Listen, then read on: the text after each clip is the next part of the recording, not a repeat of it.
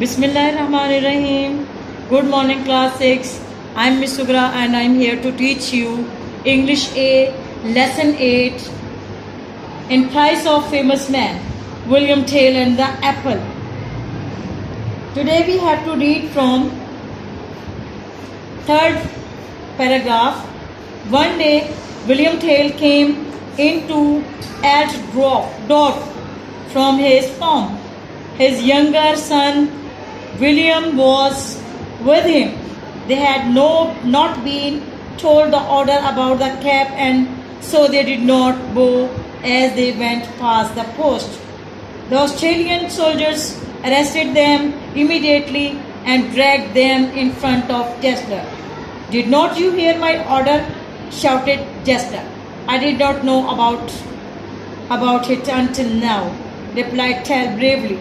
"But I refuse to bow to anybody's cap. I will not do it."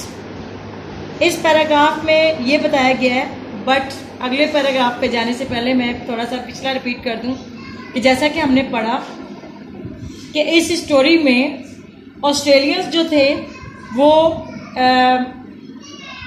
Switzerland के अवाम के ऊपर काबिज हो गए थे। उन्होंने उनके ऊपर हमला कर दिया था, और जब उन्होंने हमला किया तो उन्होंने वहाँ पर जो पोस्ट थी, जहाँ पर मार्केट प्लेस था, वहाँ पर उन्होंने अपना परचम टांग दिया था, वहाँ पर अपनी कैप भी टांग दी थी, और उन्होंने कहा था कि यहाँ से जो भी गुजरेगा वो इसको जो है ना इसके नीचे से गुजरेगा, सर झुका के गुजरेगा।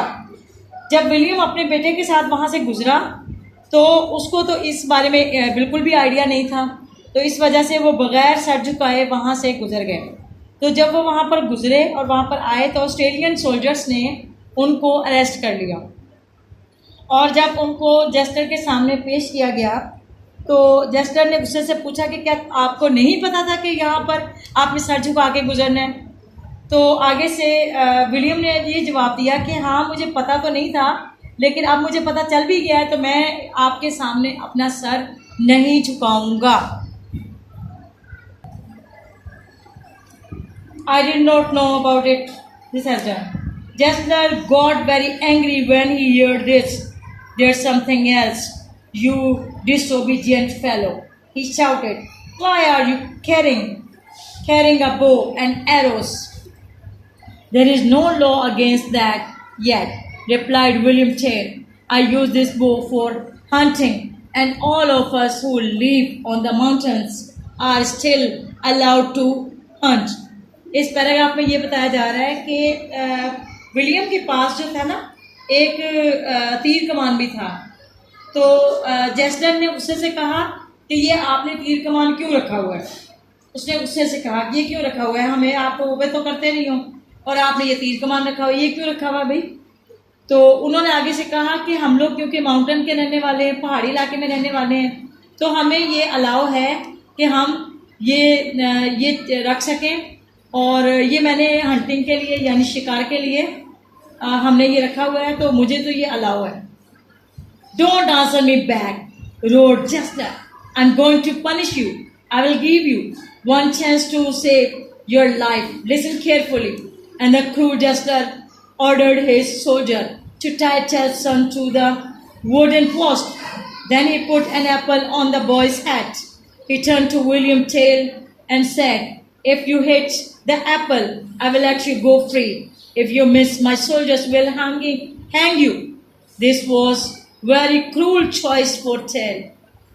There was the danger of wounding his own son. The apple looked very small and far away, and Tell begged Jester not to make him try to hit it. But Jester only laughed cruelly. Then his young son shouted from the post where he was tied up, "Don't be afraid, father. I trust you. I will keep perfectly still, and I'm sure you will hit the apple." He was very brave too, was not he?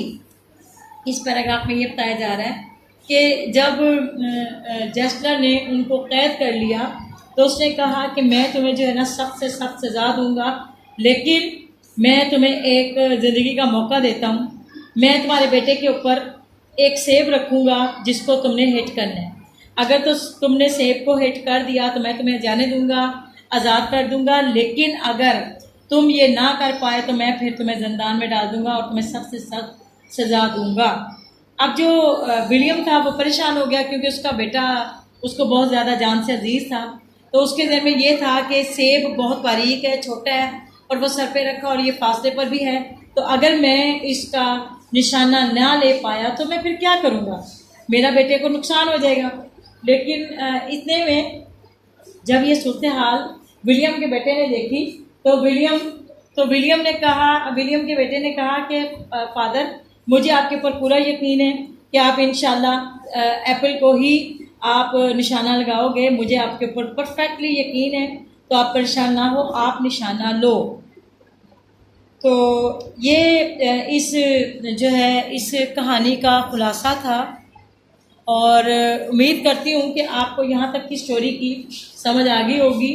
Next story का जो next part है वो इंशाल्लाह हम next lecture में discuss करेंगे। So till next lecture I want definitely leave from here. Take care, good bye, अल्लाह हाफिज़।